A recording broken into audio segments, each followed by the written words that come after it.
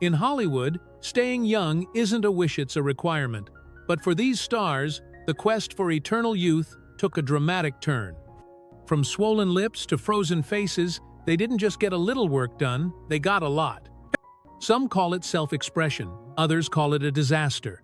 Either way, these celebrity transformations are unforgettable and not always for the right reasons. In a world where beauty fades and fame is fleeting, Jocelyn Wildenstein carved her name into pop culture history, not with films, not with fashion, but with one of the most jaw-dropping facial transformations of the modern era. Once a striking Swiss socialite married to billionaire art dealer Alec Wildenstein, Jocelyn seemed to have it all: private jets, mansions, art collections, and elite connections. But when rumors of infidelity began to circulate, she sought to recapture her husband's attention by undergoing cosmetic surgery, not just to look younger, but to look like a wild cat, reportedly because Alec admired big cats like lions and tigers. What started as a tweak turned into a full-blown obsession.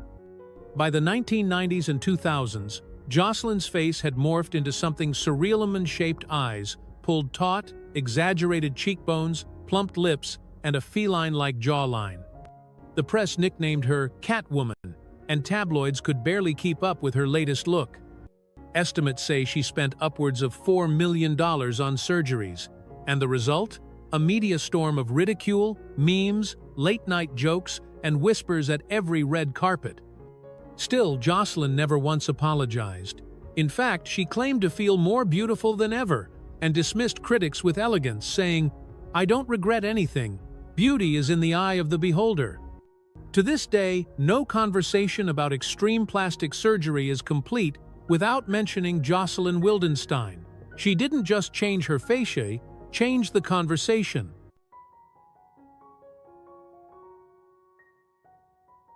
The name Donatella Versace conjures images of glitz, power, and unapologetic glamour. As the sister of the late Gianni Versace and the creative director of the Versace brand, Donatella has ruled fashion runways for decades. But just as much as her iconic designs turn heads, so does her unmistakable face see a canvas of transformation, ambition, and cosmetic intervention. Over the years, Donatella's image has evolved drastically. Her once more natural features have been redefined by voluminous lips, sculpted cheekbones, ultra-smooth skin, and a dramatically arched brow, giving her the appearance of a living statue somewhere between goddess and science experiment. Critics call it overdone, fans call it bold, but everyone notices. Speculation runs rampant about what exactly she's had done: Botox, dermal fillers, facelifts, lip injections, chemical resurfacing, you name it. She's never confirmed the full extent, but Donatella has always leaned into reinvention. Her motto? Fashion is change, and so is the face that represents it. And while others in the industry chase youth or deny the scalpel, Donatella embraces the transformation. She's a woman of vision, control, and image. As her face evolved, so did the Versace brand, from scandalous runway drama to global fashion powerhouse. In many ways, her look mirrors the brand: fearless, dramatic, and impossible to ignore. At the end of the day, Donatella Versace is not trying to be natural, she's trying to be unforgettable, and she's winning.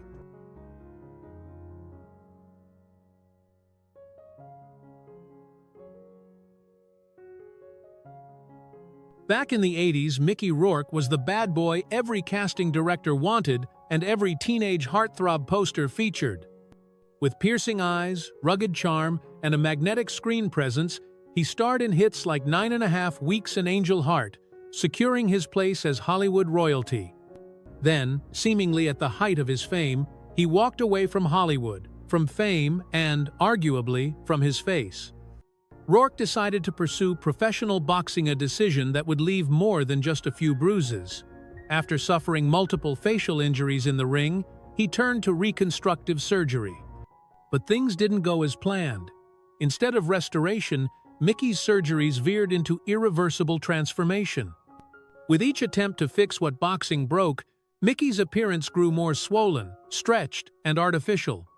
His nose was rebuilt several times. His cheeks appeared puffed, and his once rugged jawline became soft and almost melted.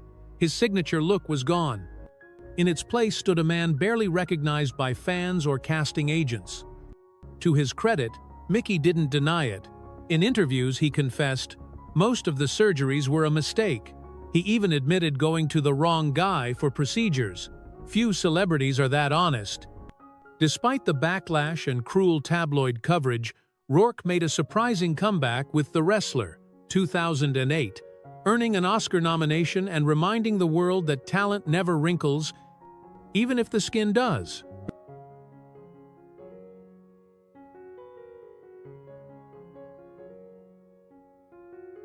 Born into pop royalty, LaToya Jackson always stood in the long shadow of her superstar siblings, especially Michael. But while Michael moonwalked into music history, LaToya took a different path, one marked by controversy, personal reinvention, and an ever-changing face that had people doing double takes and double-checking the name. Over the years, LaToya's face seemed to morph in parallel with her brother's. Multiple nose jobs, skin lightening, chin refinement, and dramatic contouring gave her an appearance so eerily similar to Michael's that at times, even fans were confused. The Jackson family always had a complicated relationship with identity and image, and LaToya's evolution became symbolic of that tension. Critics questioned whether she was chasing fame, fighting insecurity, or simply caught in the whirlwind of cosmetic culture. But LaToya remained undeterred. Her look may have been polarizing, but her confidence never wavered. She told the press she felt more empowered than ever, and even poked fun at the comparisons herself. She went on to appear in reality television shows, release music, and stand by her family through public tragedy and scandal. And while many remember her for her transformations, others see a woman who found her voice and her look on her own terms, regardless of public opinion. In the grand theater of celebrity reinvention, LaToya is both performer and masterpiece, blurring the line between legacy and individuality. Scott Thompson, better known by his stage name Carrot Top, built an entire career on being delightfully weird. With his wild red hair, box of bizarre props, and high-octane energy, he was the kind of comic who didn't need help standing out, already looked like he was drawn by a cartoonist in Vegas. And yet, he went under the knife, repeatedly. Over the years, Carrot Top's transformation has left fans scratching their heads harder than they did at his punchlines. His skin looks tight enough to bounce quarters off of, his eyebrows are frozen in perpetual surprise, and his cheeks resemble inflated bike tires. Pair that with an unnaturally bulky body sculpted in the Gamond, possibly enhanced with a little Morand, you've got a man who looks like he's in a permanent state of caffeinated confusion. While he's never publicly confirmed every procedure, the speculation is obvious. Botox? Absolutely. Fillers? Most likely. Plastic surgery? Without a doubt. Yet despite the commentary, Carrot Top still performs, still packs theaters, and still pokes fun at his own look. He once quipped, "I look like a lion that's had too much work done." The real tragedy? He didn't need any of it.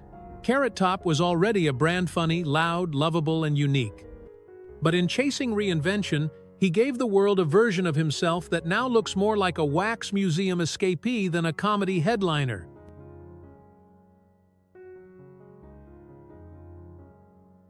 Where most people seek plastic surgery to blend in or recapture youth, Amanda Lepore went in the opposite direction. She wanted to become a living fantasy, and succeeded. As a transgender icon, model, nightlife muse, and pop culture enigma, Amanda didn't just change her appearance, she built a mythos. With ultra-pouty lips that defy physics, a corseted waist that could make Barbie look bloated, and skin so smooth and porcelain-like it appears digitally retouched in real life, Amanda looks like a character from a surreal dream or a Dali painting come to life in stilettos. Unlike others in this list, Amanda is fully transparent about her cosmetic journey.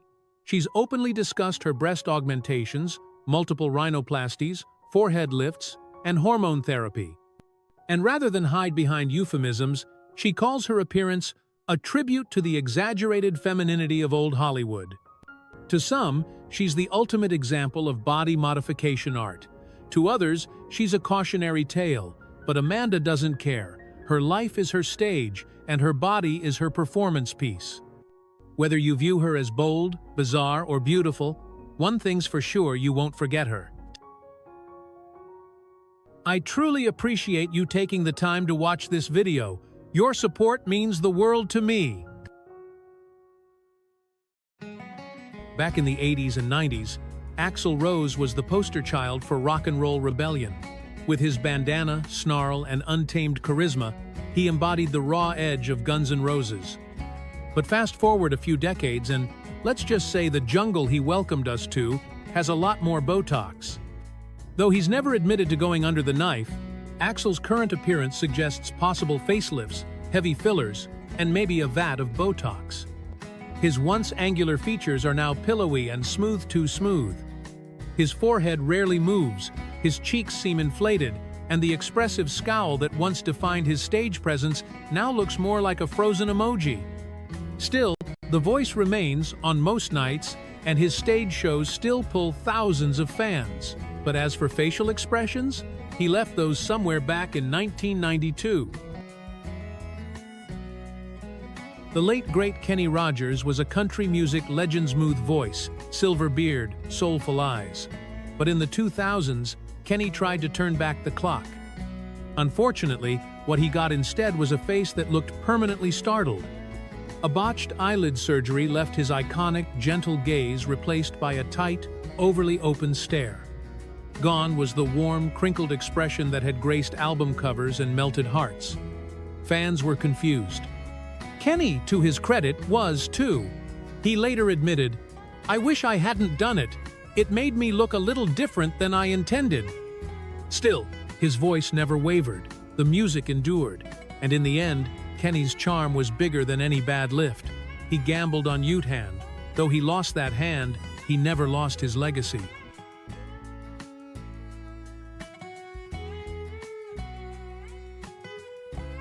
Long before facial fillers became mainstream, Pete Burns, frontman of the band Dead or Alive, was already pushing the boundaries of cosmetic surgery. With his goth glam style, androgynous energy, and hypnotic stare, Pete captivated audiences with hits like "You Spin Me Round" like a record. But over the years, it wasn't just record spinning, it was the public trying to keep up with his ever-changing face. Pete underwent an astonishing number of procedures: lip implants, cheekbone reconstruction, rhinoplasty, and repeated facial surgeries that left his features in constant flux. A single botched lip surgery led to infections, near-fatal complications, and over 300 corrective procedures. Yes, 300. Yet through it all, Pete remained fiercely defiant. "My face is my canvas," he told interviewers. "I want to be a work of art." And in his own rebellious theatrical way, he was. His flamboyant appearance was not just about vanity, it was about identity, rebellion, and challenging norms. Tragically, Pete passed away in 2016 from cardiac arrest at just 57, but the memory of his aesthetic daring remains. Love it or loathe it, Pete Burns will forever be remembered as a man who spun his face through history and refused to apologize. For years, Priscilla Presley was seen as a symbol of timeless elegance, the widow of Elvis, a former actress, and a woman whose striking beauty helped her become a beloved icon. But in the 2000s, everything changed not because of age, but because of a cosmetic disaster that reads like a Hollywood horror story. Reportedly, Priscilla fell victim to an unlicensed doctor who injected her with industrial-grade silicone, the kind used to lubricate car parts. The result? Her once graceful features became swollen, tight, and expressionless, a porcelain mask that barely moved, even during interviews. Though she sought corrective treatments later, the damage was done. Fans were stunned to see her transformation, and many mourned when fame already had it. She wasn't chasing youth, she was timeless. And in trusting the wrong hands, she joined the ranks of stars whose quest for subtle enhancement ended in very public heartbreak. In the glittering, chaotic world of reality television, Heidi Montag stood out as the Hills blonde bombshell turned surgical spectacle. In 2010, she stunned the world not with a plot twist on screen, but with a shocking revelation off-screen. She had undergone 10 cosmetic surgeries in a single day. The list was staggering: breast augmentation, liposuction on her thighs and waist, a brow lift, chin reduction, ear pinning, nose refinement, and more. When she re-emerged, fans were floored. She was nearly unrecognizable. The fresh-faced California girl from MTV had been replaced by a surgically sculpted stranger. What followed wasn't a red carpet glow-up, it was a spiral of regret. Heidi later revealed the toll it took, both physically, pain, complications, the inability to sleep properly, and emotionally. "I felt trapped in my own body," she confessed in a heartbreaking interview. "I felt like I was in pain every day, and I didn't recognize myself in the mirror." In time, she scaled back. She even underwent breast reduction and embraced a more natural lifestyle. But the experience remained one of reality TV's most jarring cautionary tales. Heidi's story is a reminder that in a world obsessed with perfection, sometimes the most beautiful transformation is learning to love who you were to begin with. Tara Reid was the quintessential party girl of the early 2000s. American Pie, red carpets, and beach parties galore. But while she was aiming for a refreshed look to match her youthful energy, the reality was anything but glamorous. In an attempt to enhance her bust and slim her stomach, Tara underwent breast augmentation and liposuction. What she got instead was rippling, uneven breast tissue and a lumpy abdomen, a nightmare that was unfortunately very public. Red carpet photos exposed the results, and overnight, she went from starlet to surgical cautionary tale. Paparazzi didn't just take pictures, they zoomed in. To her credit, Tara didn't hide. She openly discussed her botched surgeries, even appearing on reality shows to document her correction process. Her honesty sparked conversations about the dangers of rushing into cosmetic procedures, especially for young women in the spotlight. Today, she's still working, still smiling, and perhaps more real than ever before. Lesson learned? Sometimes the best glow-up comes from self-acceptance. Note silicone.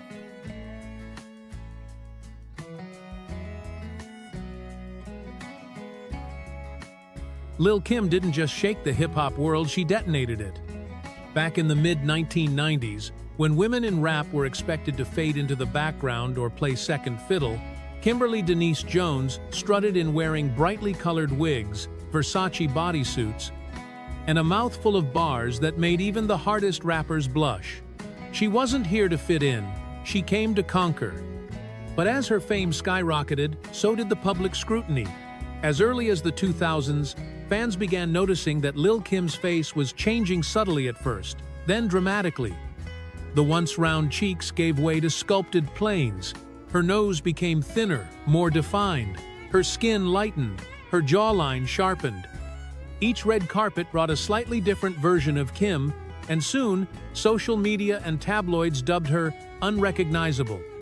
What many people didn't understand or refused to acknowledge was the emotional trauma behind these changes. After years of silence, Lil' Kim finally spoke up. In interviews, she revealed a heartbreaking truth. Colorism and internalized racism had taken a toll. Industry insiders told her she wasn't pretty enough. Men in her life compared her to women who looked nothing like her. Growing up, she'd felt invisible, unworthy, and unloved until fame offered a mirror, and she tried to change the reflection. Her cosmetic procedures weren't about vanity, they were about pain, survival, and trying to rewrite the rules of beauty that had always excluded her. For Lil' Kim, surgery was less about transformation and more about regaining power in a world that constantly tried to take it away. Today, despite all the chatter, she remains a hip-hop icon. Her look may have evolved beyond recognition, but her presence, her influence, and her fiery spirit remain unmistakable. Lil' Kim didn't just redefine rap, she redefined resilience.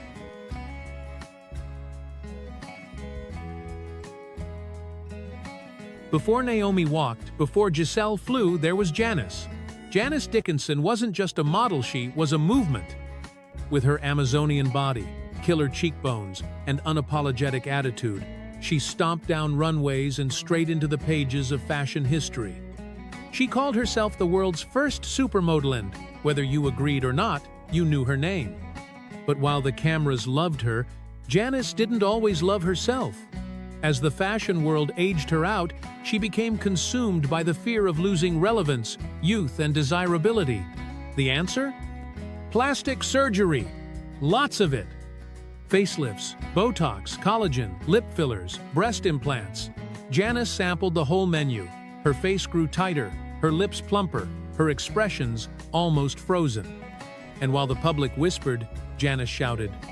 True to her outrageous persona, she shared her journey on reality shows like The Surreal Life and Botched, even allowing cameras into the operating room. But beneath the bravado was a very human story. Janice later admitted that the surgeries weren't always empowering, they were compulsive. "I was chasing an illusion," she once confessed.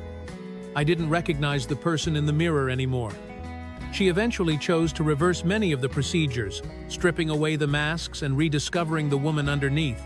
It was raw, it was messy, but it was real. Today, Janice is still loud, still fearless, and still brutally honest. She remains a complex mix of beauty and brokenness, strength and vulnerability. If nothing else, she taught the world that even supermodels bleed and that healing sometimes requires undoing what we thought would save us.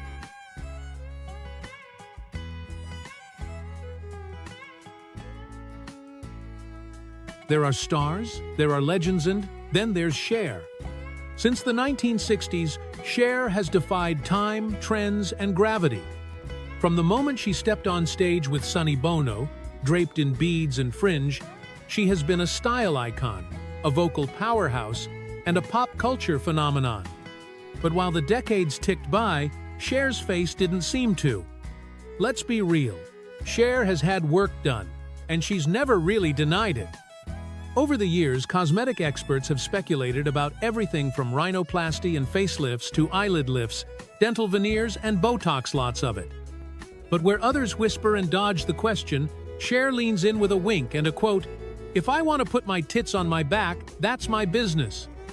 That attitude is what makes Cher Cher. She doesn't apologize for aging differently, she redefines it. In an industry that discards women after 40, she's danced in fishnets at 70. In a culture obsessed with youth, she's proven that reinvention is better than regression. Some say she looks too plastic, others say she's eternal. But what's undeniable is her impact. Cher has survived personal heartbreak, shifting musical eras, and the internet's worst memes. Through it all, she's kept singing, kept dancing, and kept dazzling under the spotlight. Her face might be polished, but her spirit is authentic. And whether she's crooning in auto-tune or flipping her hair in a Vegas show, Cher is a reminder that beauty isn't about aging gracefully, it's about aging boldly.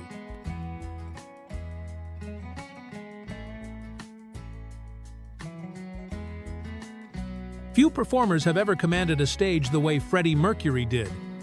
Born Farrokh Bulsara in Zanzibar, raised in India, and eventually a British citizen, Freddie's multicultural background was as rich and complex as his musical legacy.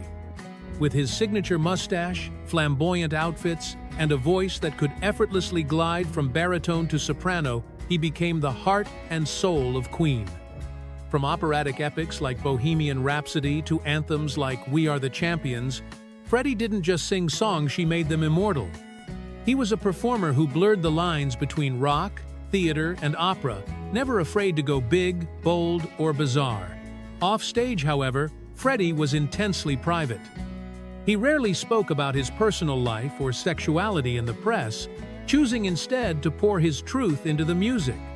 Diagnosed with AIDS in the late 1980s, Freddie continued to record and perform as long as his health allowed.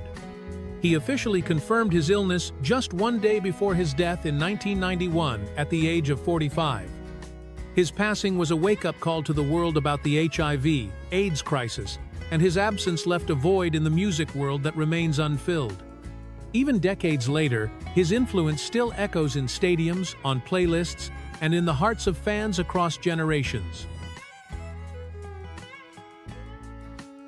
Kurt Cobain wasn't just a musician, he was a cultural shift. As the voice of Nirvana and the reluctant face of Generation X, Kurt gave raw emotion a soundtrack. His disheveled hair, thrift store sweaters, and haunted eyes became symbols of grunge, while his music laid bare a deep reservoir of pain, confusion, and yearning. Songs like Smells Like Teen Spirit, Lithium, and Come As You Are turned Nirvana into the biggest band of the early 90s. But with fame came pressure, and Kurt never seemed fully comfortable in the spotlight. He struggled with addiction, depression, and the feeling of being misunderstood not just by fans and the media, but sometimes even by those closest to him. In April 1994, at just 27 years old, Kurt tragically took his own life, becoming one of the most prominent members of the infamous 27 Club of artists who died too young. His death stunned the world and marked the end of an era, yet his legacy lives on, not just in music but in the way he gave voice to those who felt invisible, hurt, or lost.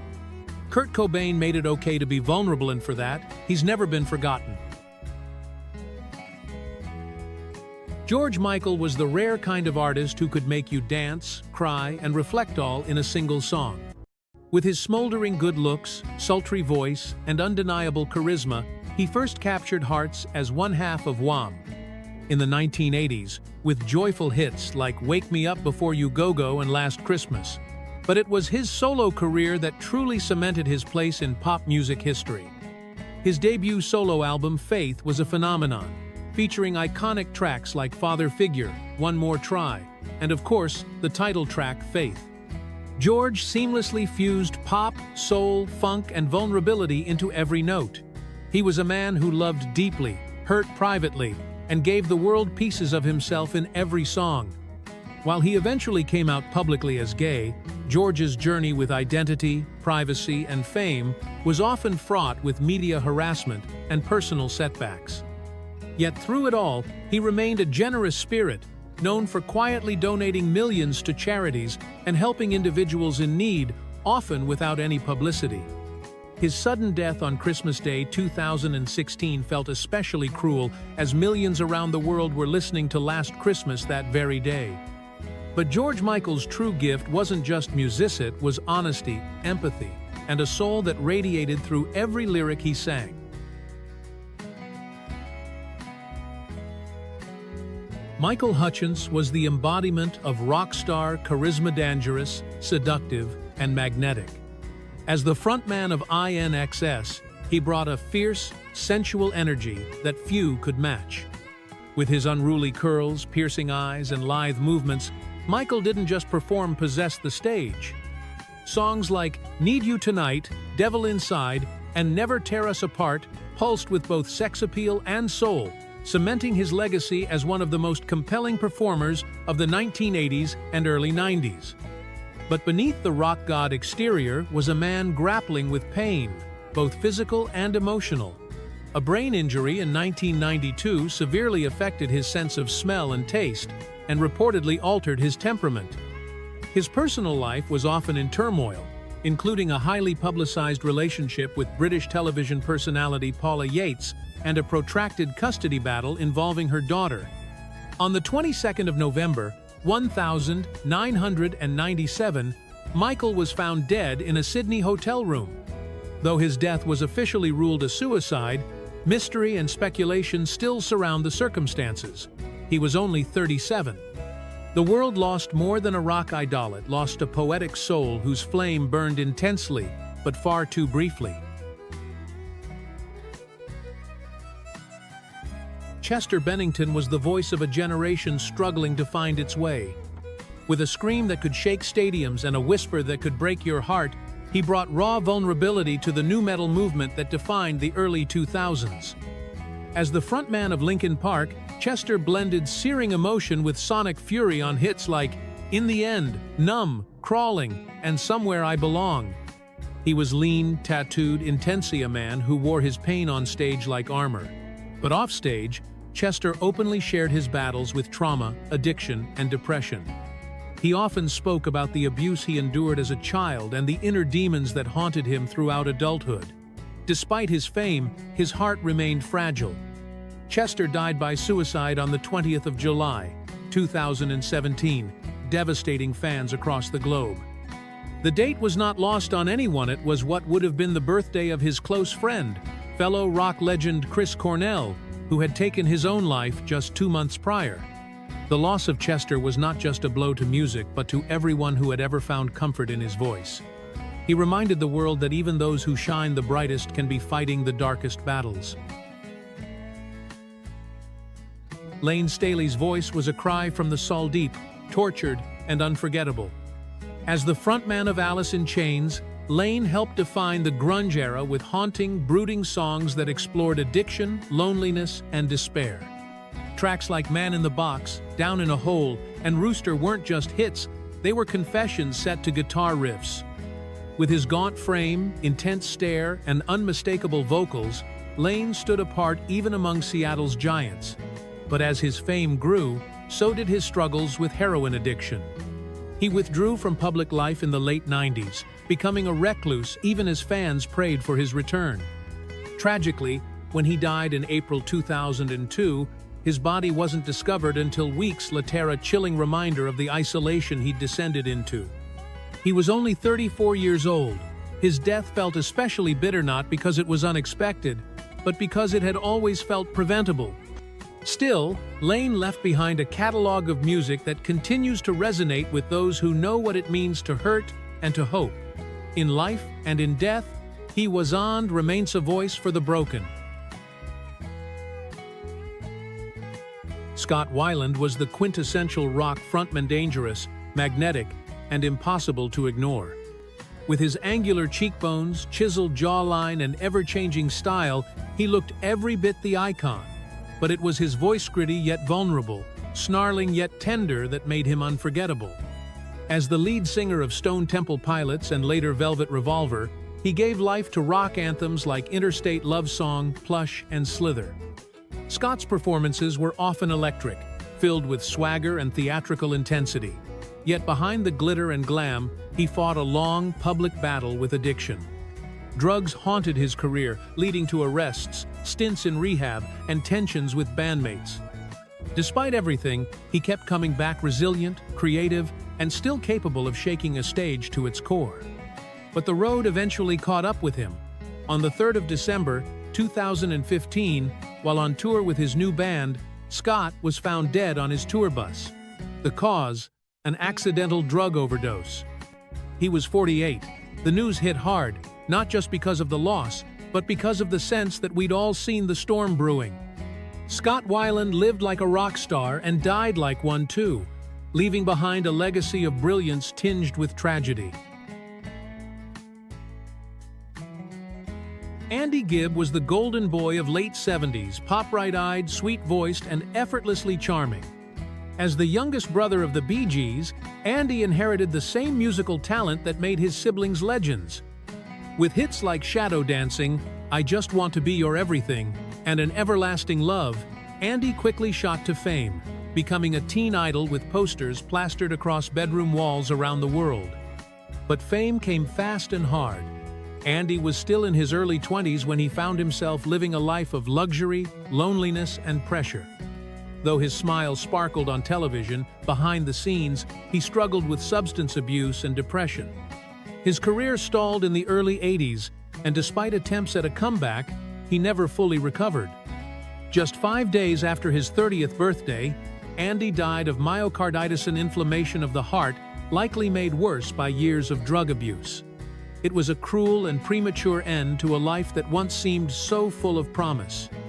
To this day, Andy is remembered as the bright, sensitive Gibb brother who burned too brightly, too soon. Taylor Hawkins wasn't just the drummer behind the Foo Fighters, she was their heart. With his sun-kissed hair, surfer dude grin, and boundless energy, Taylor lit up every room and every stage he entered. His chemistry with frontman Dave Grohl was legendary, their bond more like brothers than bandmates. Songs like Best of You and Everlong carried his thunderous rhythms, driving the Foo Fighters' sound for over 2 decades. Beyond his talent, Taylor was beloved for his humility, his humor, and his deep love of music. He sang lead vocals on occasion, brought rock legends together in side projects, and constantly reminded fans that music should be joyful, even when it was loud and heavy. He was the rare musician who never seemed jaded. In March 2022, while on tour in Bogotá, Colombia, Taylor died unexpectedly in his hotel room. He was just 50. His passing sent shockwaves through the rock world, and the outpouring of love that followed from fans, artists, and even world leaders was a testament to how deeply he was cherished. Taylor Hawkins wasn't just a drummer, he was a spark, and the world feels dimmer without him. Marc Bolan was glitter and stardust, personified the flamboyant poet of glam rock. With his wild curls, elfin features, and theatrical flair, Bolan ushered in a new era of rock with a sound that was both gritty and magical. As the mastermind behind T-Rex, he delivered shimmering anthems like Get It On, Jeepster, and 20th Century Boy, all laced with mystical lyrics and hypnotic riffs. He wasn't just a musician, he was a phenomenon. Teens swooned, fellow artists imitated, and fashion followed his lead. Marc made it cool to be androgynous, mysterious, and romantic. Even David Bowie considered him a kindred spirit and rival. But just as his star was rising again in the late 70s, fate intervened. On the 16th of September 1977, Bolan was killed in a car crash in London. He was only 29, just shy of his 30th birthday. The vehicle was being driven by his girlfriend, and eerily, Marc had always feared driving, he never even learned how. His untimely death shocked fans and froze his legend in time. Marc Bolan remains one of rock's most enduring icons, a dazzling figure whose life was as fantastical as his music.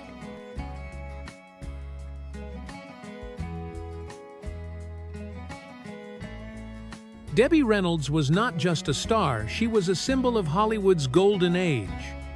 With her sparkling eyes, infectious laugh, and girl-next-door charisma, she lit up the screen in timeless classics like Singin' in the Rain and Tammy and The Bachelor. But behind the curtain of her musical success lay a life of resilience. Debbie endured 3 highly publicized divorces, including one with Eddie Fisher, who left her for Elizabeth Taylor. Financial ruin hit her hard when her third husband squandered her wealth, forcing her to rebuild from scratch. Yet Debbie never lost her grace. She rebuilt her career through stage work, voice acting, and later became a fierce advocate for film preservation, amassing one of the world's largest collections of Hollywood memorabilia. Her deep love for her daughter, actress Carrie Fisher, was evident to all. When Carrie died suddenly in December 2016, Debbie reportedly told her son, "I want to be with Carrie." She died just the next day, a moment that touched millions around the world. Many believe her final breath was taken out of love, proof that a mother's heart, even as it breaks, can still be full of devotion.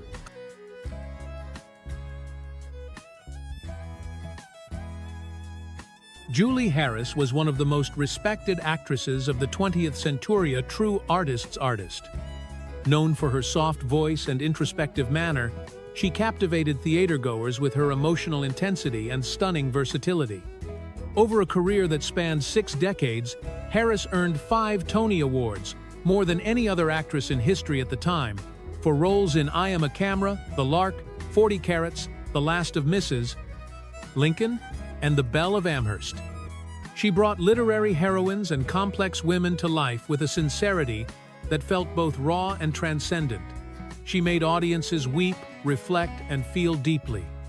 On screen, she earned acclaim in films like East of Eden and The Haunting, and on television in countless dramas and adaptations. A deeply private person, Julie never chased fame, she chased truth in performance. In her later years, she suffered from multiple health issues, including strokes and congestive heart failure, but remained gracious and grounded until the end. Her death marked the loss of one of America's most luminous theatrical voices. Anne Francis wasn't just a beauty, she was a quiet revolutionary. Known for her memorable role as Altaira in the sci-fi classic Forbidden Planet, 1956, she helped redefine what it meant to be a woman on screen. Her performance in Honey West, where she played a glamorous and tough private detective, earned her an Emmy nomination and marked a milestone in female-led television. With her signature blonde bob and that unmistakable mole on her cheek, Anne was an icon of 1950s and 60s Hollywood style, but she was never content to be a mere decoration. Anne pushed for more substantial roles and eventually became a director and producer, working behind the camera when Hollywood failed to offer her meaningful parts. In her final years, she fought cancer with courage and continued to engage with fans through her personal blog, sharing her thoughts and faith openly. Though she beat the disease once, her heart could not endure the long battle. She passed away surrounded by family, leaving behind a legacy of grace, resilience, and boldness. Nancy Marchand was a queen of character actinga performer who could convey volumes with a single arched eyebrow or pause. Best known for her portrayal of aristocratic newspaper publisher Margaret Pynchon in Lou Grant, for which she won 4 Emmys, and later as the chillingly manipulative Livia Soprano on The Sopranos, Marchand brought a sharp intellect and biting wit to her roles. Her portrayal of Livia Soprano in particular broke new ground. As the toxic matriarch of the crime family, she gave audiences a masterclass in passive-aggressive menace, all delivered through clipped words and weary glances. She was battling cancer and heart failure during the filming of The Sopranos and passed away before her storyline could be completed. In a groundbreaking moment in television history, her character appeared posthumously through the use of early digital editing, a haunting, yet oddly beautiful tribute to her talent. Off-screen, Nancy was a classically trained actor, fiercely private, and deeply respected by her peers. She never courted stardom, but her legacy continues in the strength of the complex women she portrayed with such nuance. Polly Bergen was a woman of many faces and, each one unforgettable. A gifted actress, sultry singer, savvy businesswoman, and vocal health advocate, she lived a life that defied easy categorization. In the 1962 psychological thriller Cape Fear, her portrayal of a terrorized wife added depth to what could have been a one-dimensional role. Decades later, she surprised a new generation with her work on Desperate Housewives, proving that age had not dulled her edge. But perhaps even more admirable than her on-screen versatility was her openness about personal battles. She publicly detailed her struggle with emphysema, a result of years of smoking, and the damage it had done to both her lungs and heart. Polly used her platform to raise awareness about COPD, chronic obstructive pulmonary disease, heart disease, and the long-term health effects of lifestyle choices. She refused to be a passive victim of her illness. Instead, she became an advocate for prevention and education. As her health declined, her vibrant personality never faded. She died peacefully in her Connecticut home, her legacy not just carved in Hollywood history, but also in the lives of those she inspired to take charge of their health. Martha Raye was a larger-than-life figure in every sense. Dubbed the Big Mouth for her booming voice and bold comedic style, she delighted audiences on stage, screen, and radio. But her biggest audience and her most grateful was the United States military. Martha traveled tirelessly to entertain American troops in World War II, Korea, and Vietnam, often at great personal risk. She didn't just perform, she served, sometimes even assisting medics in battle zones. For her unmatched dedication to the armed forces, she was awarded the Presidential Medal of Freedom and earned the title of Honorary Green Beret. Behind the scenes, though, Martha's life was fraught with personal turmoil and health issues. Multiple marriages, professional ups and downs, and a relentless schedule took a toll. In her later years, her body weakened from the strain of years in the spotlight and medical complications. Heart problems and pneumonia eventually overcame her, but her spirit remained as defiant as ever. Martha Raye wasn't just a comedian, she was a force of nature and a patriotic soul whose legacy lives on in every soldier she made laugh when they needed it most. Tauric connection, she steered clear of politics and preferred to be remembered for her own accomplishments. She was deeply private, rarely granting interviews, or Jane Wyman was elegance personified on screen and off. Winning the Academy Award for Johnny Belinda, 1948, she gave a stunning performance as a deaf-mute woman, portraying layers of strength and vulnerability without saying a word. That role cemented her as one of the most gifted actresses of her generation. Throughout a career that spanned more than 50 years, she brought grace to every performance, from heart-wrenching dramas to television hits like Falcon Crest in the 1980s. Outside Hollywood, Wyman was famously the first wife of Ronald Reagan. Yet, despite the making public appearances later in life, Jane lived quietly in California, content with her memories, her faith, and the knowledge that her body of work spoke for itself. In her final years, as her heart grew weak, she remained surrounded by loved ones and remembered by millions. She died peacefully, her life a shining example of quiet strength, lasting talent, and dignified independence. Estelle Getty didn't become a star until later in life, but when she did, she made it count. As Sophia Petrillo on The Golden Girls, she was the salty Sicilian matriarch with a mile-a-minute mouth and a heart of gold.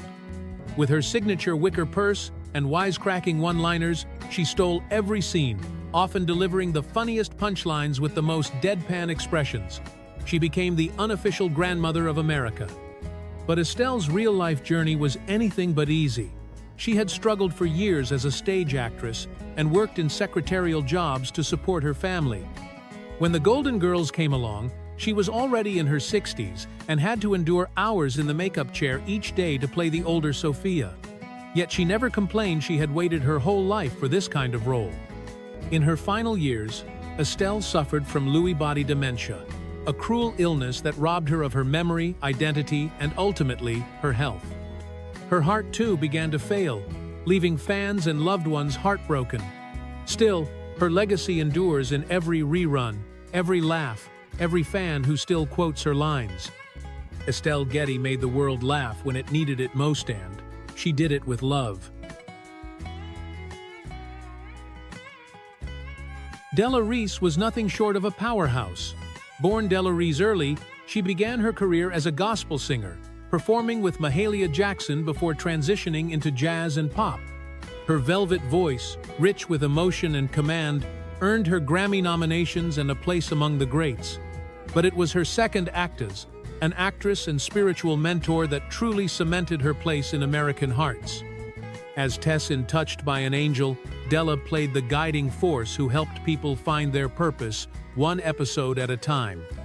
Her performances were deeply felt, filled with both grace and wisdom, and often drew on her real-life experience as an ordained minister. She brought not just lines to her role, but love, and that's what resonated with millions of viewers around the world.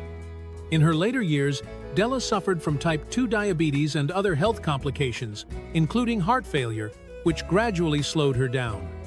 Yet, true to form, she continued to perform, preach, and inspire until her final days. Her passing was deeply mourned, but her life was a radiant songone that continues to echo with hope, faith, and soul. Lynn Redgrave emerged from one of the most famous theatrical families in the world, yet she forged her own distinctive path with courage and wit. From her breakout role in Georgie Girl, 1966, which earned her an Oscar nomination, to her poignant performances in Shine and Gods and Monsters, Lynn's work was marked by vulnerability, fierce intelligence, and emotional honesty. Unlike many of her peers, she embraced roles that explored the awkwardness and contradictions of womanhood, often portraying characters who were not traditionally glamorous, but deeply real. Off-screen, she was outspoken about women's issues, body image, and the challenges of balancing career and family. Lynn's life was also marked by personal pain, including a very public divorce and a long, grueling battle with breast cancer. Through it all, she remained active in theater and film, even writing and performing in autobiographical one-woman shows that laid her soul bare. In the end, her heart, already battered by illness and chemotherapy, could no longer keep pace. But Lynn Redgrave's impact on the stage, screen, and in the hearts of audiences lives on vivid, brave, and unforgotten.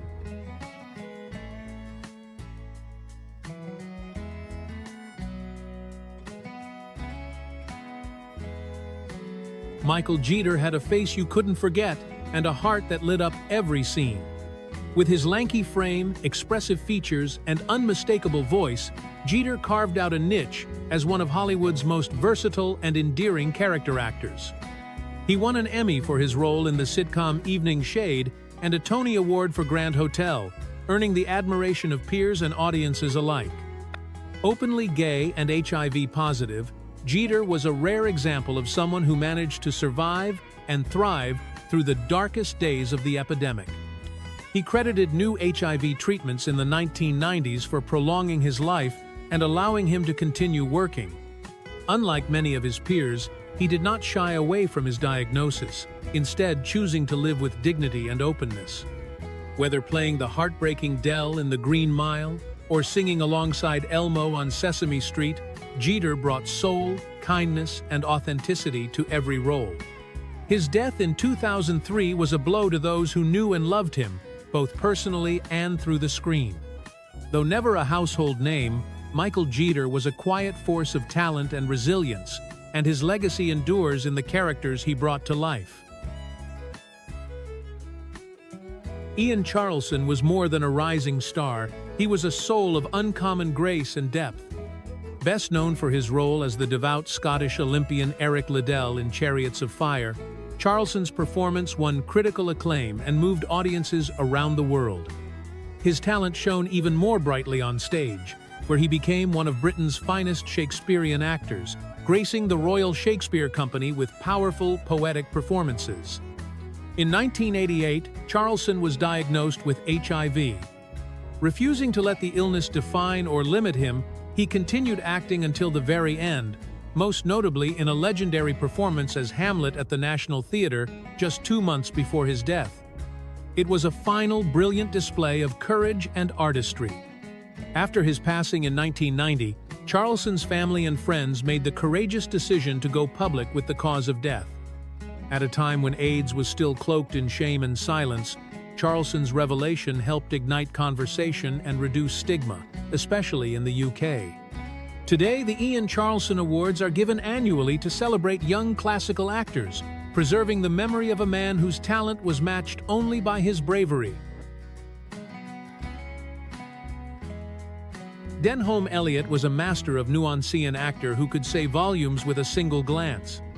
With a career that spanned 5 decades and over 120 film and television appearances, he was the quintessential character actor, bringing elegance, eccentricity, and vulnerability to every role. Whether portraying Marcus Brody in Indiana Jones or the genteel but disheveled Mr. Emerson in A Room with a View, Elliott always made an impression, often stealing scenes with a quiet dignity. While his public persona was steeped in professionalism, his private life remained largely under wraps. Elliott was bisexual but lived with intense discretion, reflective of the times in which he came of age. Diagnosed with HIV in the late 1980s, he quietly continued working until his health declined. His death in 1992 shocked fans and colleagues alike. In many ways, he symbolized the kind of quiet excellence and quiet suffering that marked the lives of so many LGBTQ+ men during the AIDS crisis. Elliott's legacy is one of versatility, brilliance, and a reminder that even the most seasoned talents were not immune to the ravages of the epidemic. His performances live on, timeless and beloved.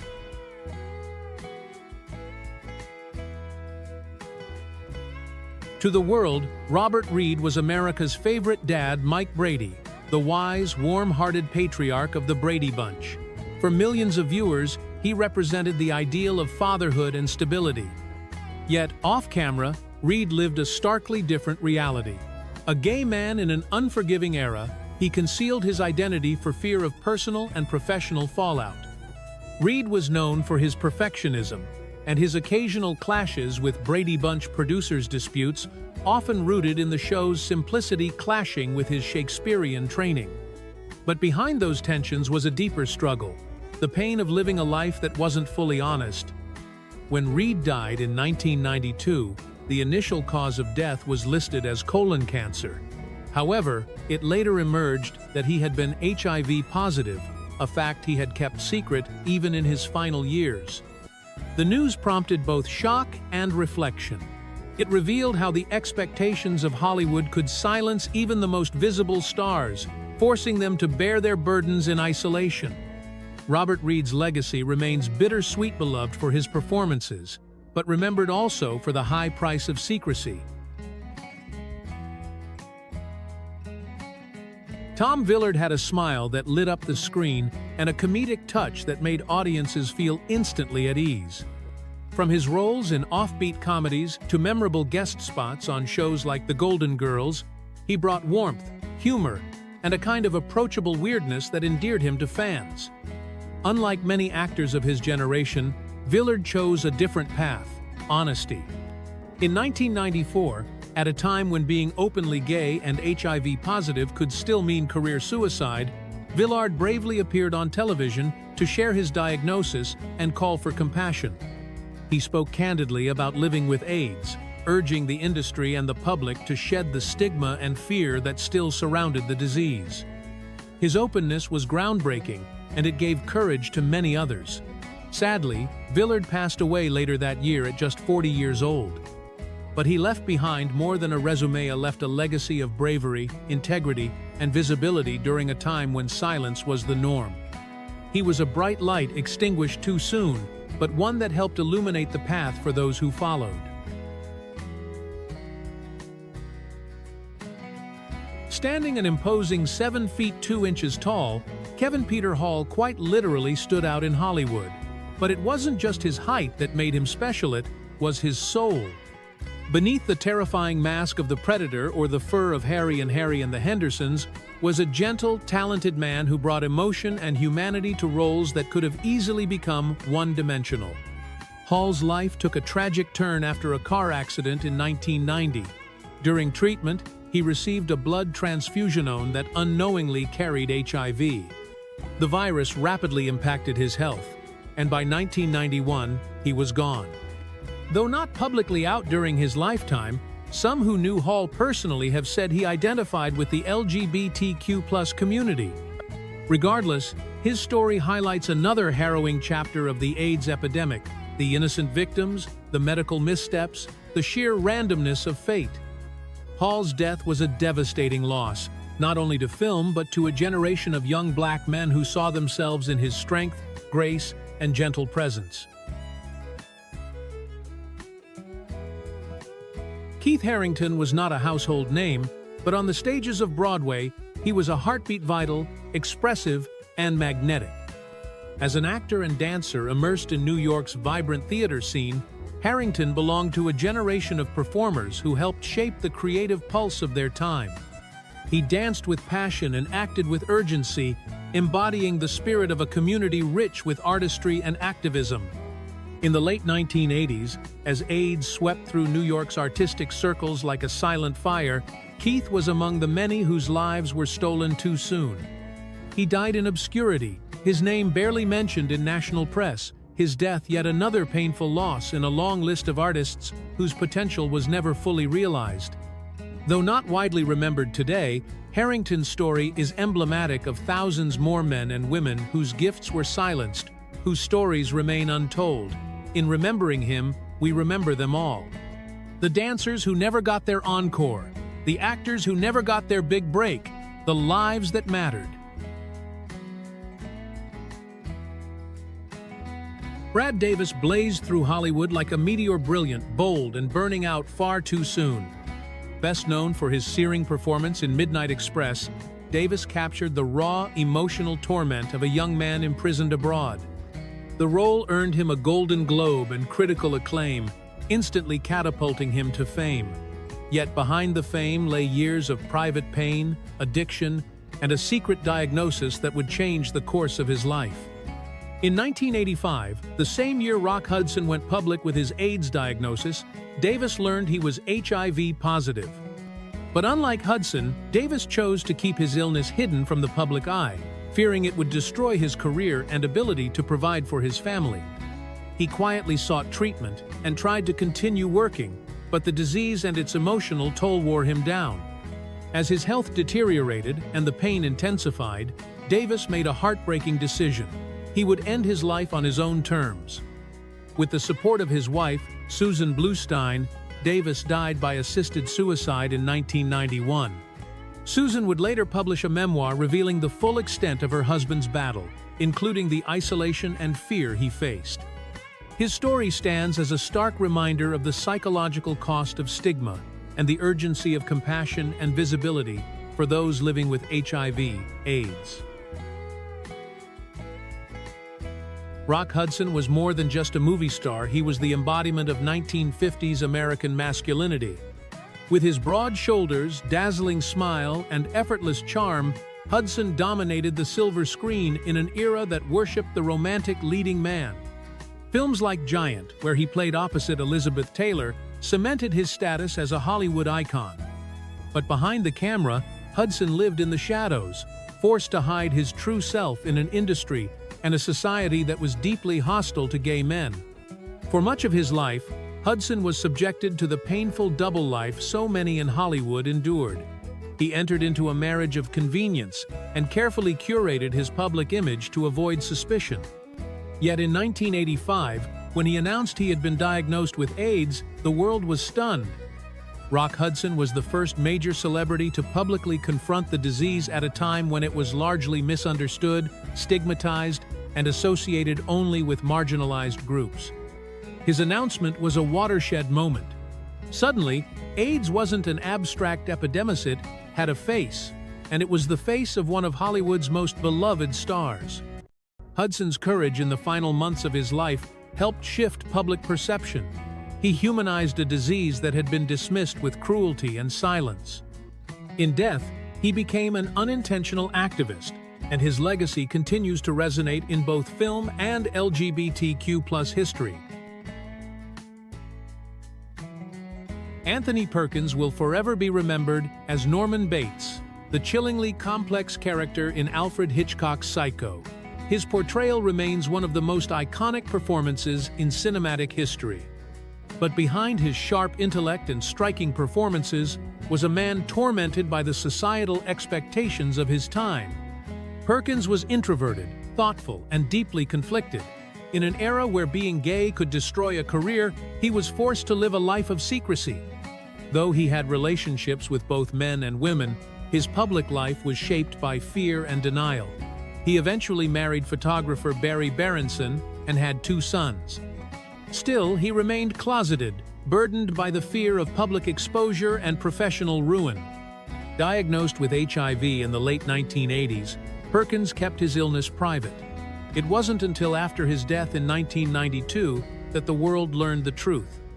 In a powerful posthumous statement, his widow revealed the reality of his battle with AIDS, helping bring attention to the disease's continued toll, even among those who had once seemed untouchable. Perkins's death, like Hudson's, reminded the world that AIDS did not discriminate, and that even the most gifted and seemingly distant stars were not immune.